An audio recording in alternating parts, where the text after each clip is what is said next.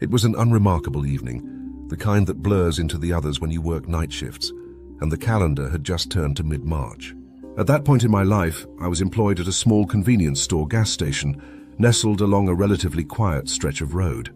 Most of the time I worked during the afternoons, stocking shelves, handling the register, and assisting the sparse but steady stream of customers that drifted through the store. However, every now and then the need arose for me to cover the graveyard shift, a task I didn't mind, especially since the bump in pay for overnight hours helped pad my checks. That particular morning, as I was getting ready for the day, my phone rang unexpectedly. It was the manager, sounding slightly desperate, asking if I could cover the shift from 10 p.m. until 8 a.m. One of our regular night workers had called in sick. After a brief pause to consider, I agreed almost immediately. The allure of extra money, combined with the simplicity of the job on slow nights, made it an easy decision. Later that night, I arrived at the gas station a few minutes early, just in time to relieve the manager, who looked more than ready to get home and out of the damp weather. The rain had been falling steadily for hours, coating the streets and sidewalks in a glossy sheen under the dim glow of the streetlights. I slid behind the counter, watching him disappear into the rain, leaving me alone with the soft hum of the refrigerators and the faint patter of rain against the glass. The forecast had been mentioning the possibility of a significant storm developing overnight, which likely explained why the place was unusually quiet. Aside from the occasional passing car splashing through puddles along the road, the station felt isolated. An hour or so into my shift, boredom began to settle in. I decided to step outside, partly for a change of scenery and partly to secure loose items around the station in preparation for the incoming storm. Slipping into my raincoat, I braced myself against the cold drizzle and stepped onto the slick pavement. A few garbage cans near the pumps wobbled dangerously in the wind, and some promotional signs had started to tip over. I made a handful of trips back and forth, collecting anything that could become hazardous if the wind picked up further. On what I planned to be my final trip, I caught movement out of the corner of my eye. There, not far from the edge of the lot, a man was pacing slowly along the roadside. His clothes were plastered to his body by the rain, and his hair dripped with water, as if he had been standing out there for hours. He didn't seem distressed or in immediate need of assistance, so I figured he was probably just waiting for a ride or possibly had car trouble nearby. After a brief glance in his direction, I finished my task, retreated to the warmth of the store, and resumed my place behind the counter. As the hours crept by, the rain continued to intensify. Around 2 a.m., the low rumble of distant thunder began to echo through the sky, a subtle warning of what was approaching.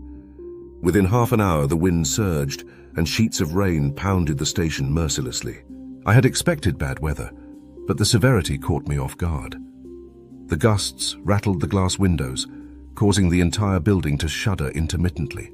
At one point, a particularly strong burst of wind slammed the front doors open with such force that I half expected them to be ripped from their hinges. Startled, I hurried forward, gripping the metal handle with both hands as I wrestled the doors shut against the wind's resistance.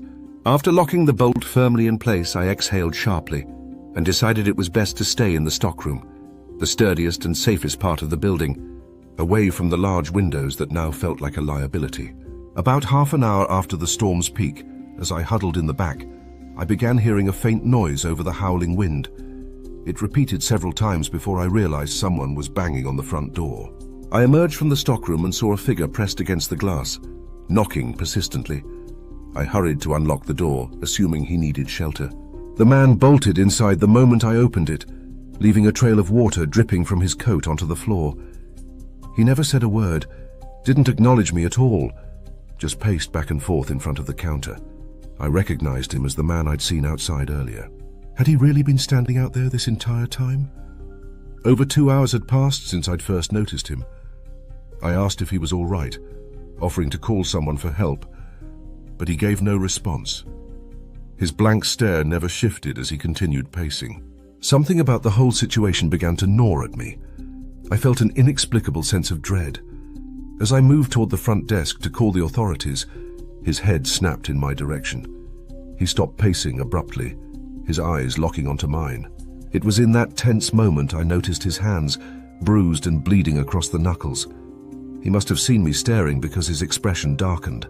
"Don't," he said flatly, eyes narrowing with an intensity that seemed to pierce the dim room.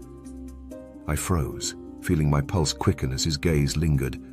I wasn't about to challenge him, so I slowly lowered the phone back onto the counter, careful not to make any sudden movements that might trigger a worse reaction.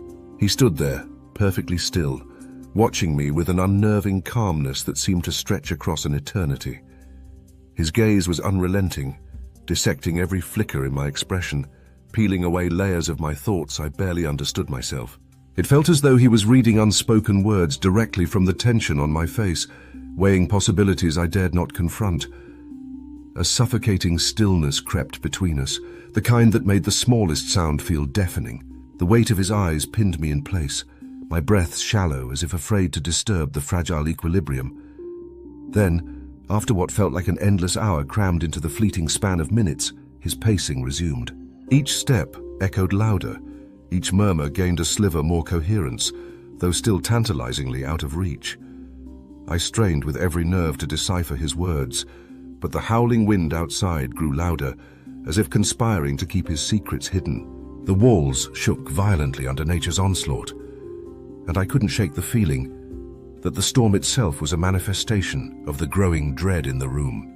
Desperation clawed at the edges of my mind. I entertained fleeting solutions, futile, laughable ones.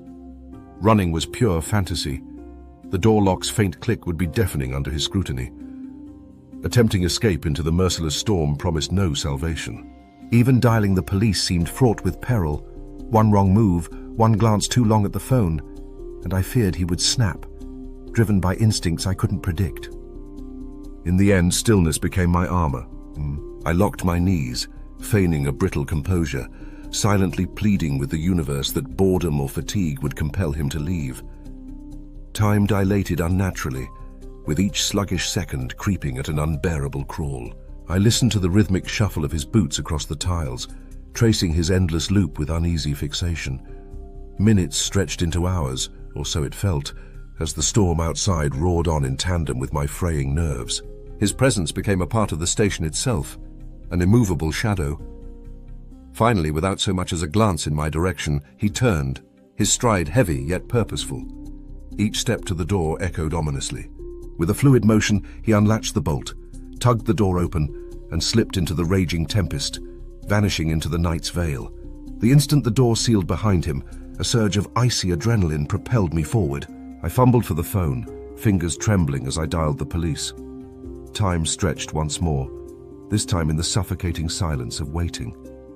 Each dial tone stretched endlessly until a sluggish voice finally answered.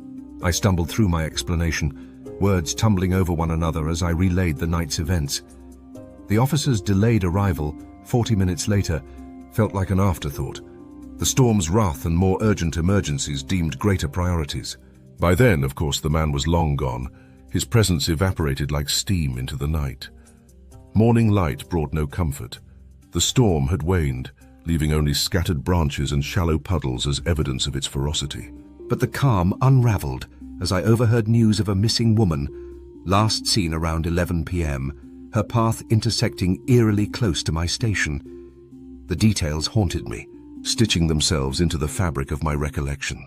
Coincidence? Perhaps. But my mind returned relentlessly to his bloodied hands, his battered knuckles, and the silent menace in his eyes. The memory became a ghost that followed me, whispering grim possibilities. Sometimes danger doesn't announce itself with grand fanfare. It slips quietly into the night, vanishing before we ever fully comprehend its shape. Could I have done more? Could my hesitation have sealed a fate I'll never fully know? The questions haunt me as much as his stare, lingering long after the echoes of that night faded. His face, his hands, and that piercing gaze remain etched in the depths of my mind, destined to haunt me for the rest of my life. If this story sent a chill down your spine, let me know your thoughts.